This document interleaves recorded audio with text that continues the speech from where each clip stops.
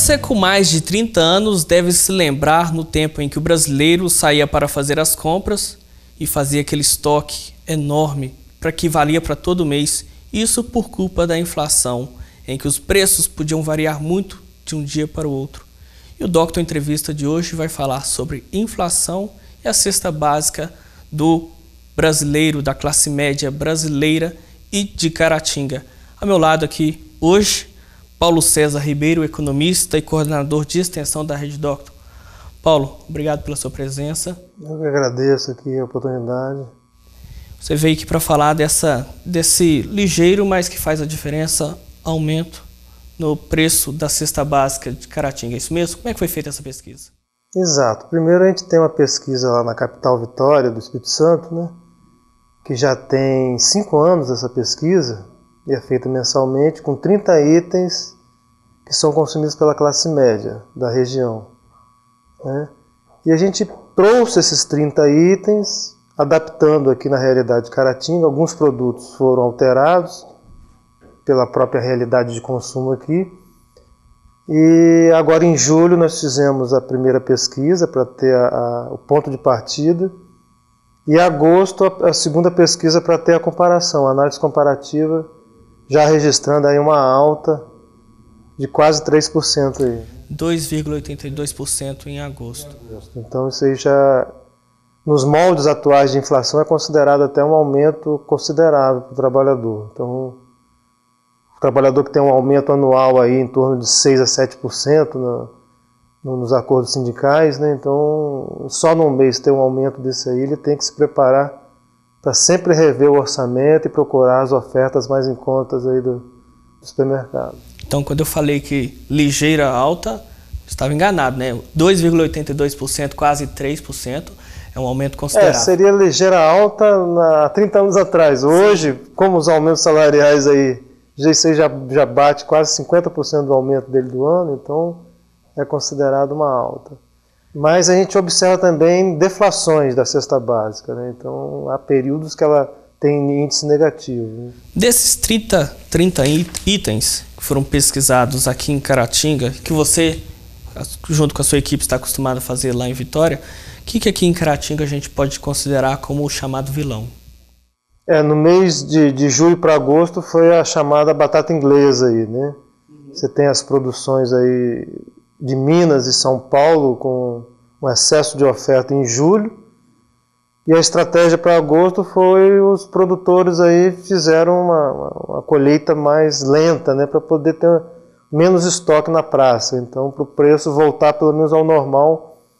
Aí com isso o índice aí chegou a mais de 80% só esse item individual, mas é porque o preço estava muito barato em julho, né?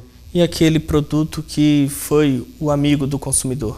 Você tem alguns produtos aí que estão estabilizados, né? O pó de café está estabilizado, o pão francês não sobe tanto, né?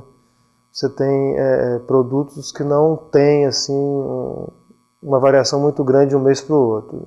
É mesmo com a crise argentina, com a questão do milho, do trigo? Aí você tem aí a questão do frango, né? Que já está começando a aumentar, mas não aumenta tanto assim de um mês para o outro, porque é um produto que você tem outros bens substitutos, a carne de boi, por exemplo. Se você alterar muito, o consumidor foge para outro produto, então não é imediato esse aumento, então ainda não foi sentido esse aumento no preço do frango, né? O tomate, o consumidor pode esperar uma alta até considerável em relação aos preços que já foram praticados na cidade ou no país? O tomate está vindo de esse período de inverno, ele chegou aí em alguns locais aí a quase R$6 o quilo, né? E o preço do tomate, o normal dele é não passar de R$2. Então nós estamos no período de alta do tomate em virtude da instabilidade do clima. Um produto muito perecível, muito sensível a qualquer variação, tanto para frio como para calor. Então, uma cidade como Caratinga, não só a cidade de Caratinga, mas toda a região, ela é produtora de hortifruti. É sentido essas diferenças, variações no clima, é mais pesado? A cidade pode sentir isso mais do que uma cidade que não produz esse tipo de alimento? A gente hoje, com essa globalização na parte de produção também, agrícola, a gente não vê tanto essa modificação, não. A gente analisou esses preços de Caratinga com os de Vitória, então a gente observa a mesma tendência dos que estão em alta aqui, lá também estão em período de alta. São regiões próximas, né? Então a gente não tem observado para uma região urbana, para uma região de mais interior, né? Não tem observado, pelo menos nesse início de pesquisa, né? Mas o transporte pode fazer uma pequena diferença também, né? Uma diferença. Pode. Agora o que a gente observa mais é o poder de negociação do estabelecimento, do supermercado, né? Alguns supermercados que conseguem ter várias filiais compram em quantidade maior, então conseguem preços melhores para esses produtos agrícolas, né? Foi feita então a pesquisa do médio da cesta básica, que chegou a 1.027,5%, ultrapassando a barreira dos R$1.000. Como é que foi feita essa pesquisa para chegar a esse valor? Primeiro a gente tem que definir a família, né? Que isso é um gasto aí em torno de R$1.000 para uma família de 4 pessoas. E a tradição da família, pela nossa análise, são 2 adultos e 2 crianças, então essas 4 seriam nessa proporção.